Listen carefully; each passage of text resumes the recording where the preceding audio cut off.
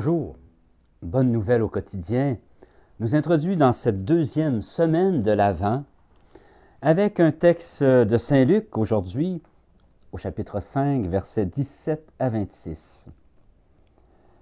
Un jour que Jésus enseignait, il y avait dans l'assistance des pharisiens et des docteurs de la loi, venus de tous les villages de Galilée et de Judée, ainsi que de Jérusalem. Et la puissance du Seigneur était à l'œuvre pour lui faire opérer des guérisons. Arrivent des gens portant sur une civière un homme qui était paralysé. Ils cherchaient à le faire entrer pour le placer devant Jésus. Mais ne voyant pas comment faire à cause de la foule, ils montèrent sur le toit, et en écartant les tuiles, ils le firent descendre avec sa civière en plein milieu devant Jésus. Voyant leur foi, il dit « Tes péchés sont pardonnés ».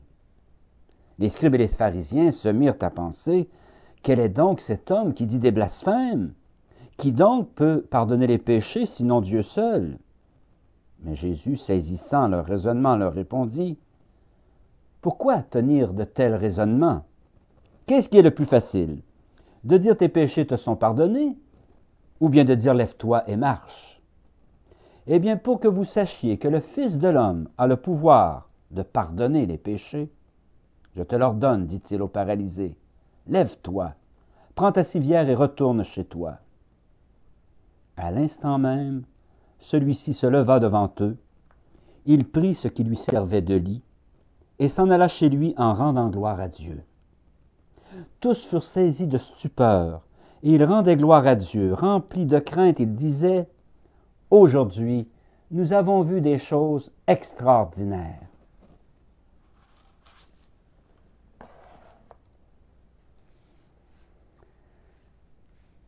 Dieu a envoyé son Fils pour manifester sa gloire, et c'est dans son amour pour les petits, les pauvres et les malades que Jésus se révèle vraiment. Certes, le peuple d'Israël attend un Messie, mais le peuple attend aussi un changement dans les mentalités, dans les attitudes des dirigeants, spécialement envers ceux qui sont sans pouvoir. La foule aujourd'hui, qui entoure Jésus, exprime bien cette attente du peuple, d'un libérateur qui sera plus qu'un chef politique ou militaire. C'est une foule assoiffée de bonheur, attirée par les paroles d'espérance du jeune rabbi et l'attention qu'il porte envers les souffrants et les mal-aimés.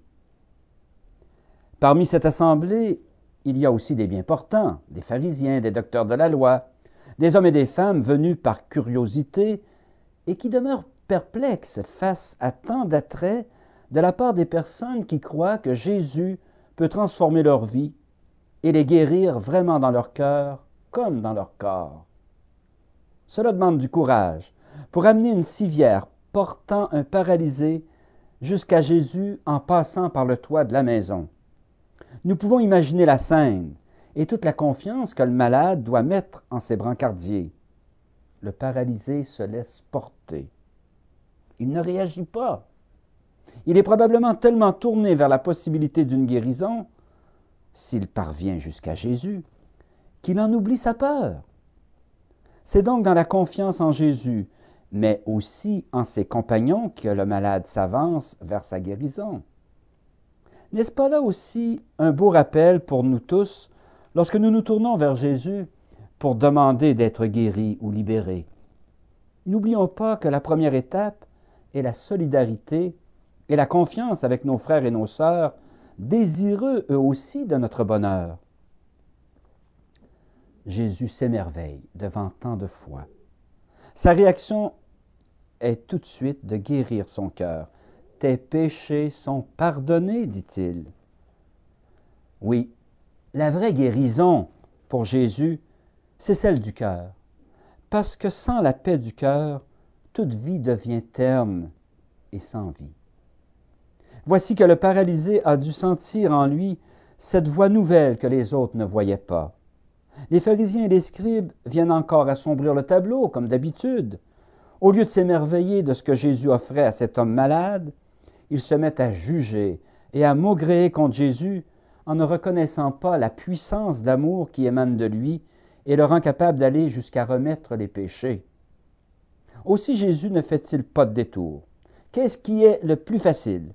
De dire tes péchés te sont pardonnés, ou bien de dire lève-toi et marche?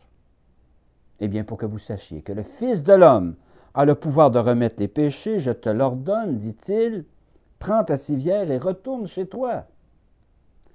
Jésus veut leur faire comprendre que sa mission est de redonner la vie, de guérir, de libérer.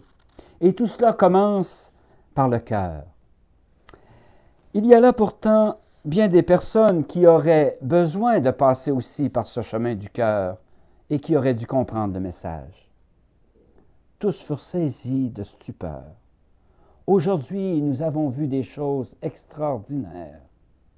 Oui, Jésus fait des choses extraordinaires encore aujourd'hui dans nos vies, dans notre monde. Est-ce que nous savons les voir, les accueillir, pour en faire une louange et une action de grâce? Dans ce récit, sommes-nous les porteurs qui s'impliquent pour défendre les petits et les pauvres? Les pharisiens qui jugent facilement les actions libératrices autres que celles prévues par la loi? Les curieux qui regardent sans bouger et demeurent neutres dans les discussions? Ou bien le paralysé qui sera guéri parce qu'il a cru et a su faire confiance autant à ses compagnons qui le soutiennent qu'à Jésus qui le guérit? Bonne journée.